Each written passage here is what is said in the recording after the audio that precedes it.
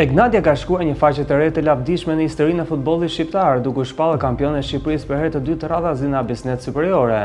Ajo që fillimisht dukej si një surprizë sezonin e kaluar, tashmë është konfirmuar si realitet i qëndrueshëm, pasi skuadra nga Rrogozhina nuk ka lënë asnjë dyshim për forcën, organizimin dhe mentalitetin fitues. Suksesi i Egnatias nuk është arsyetsi, është rezultati i një pune të gjatë në ndërtimin e identitetit të skuadrës.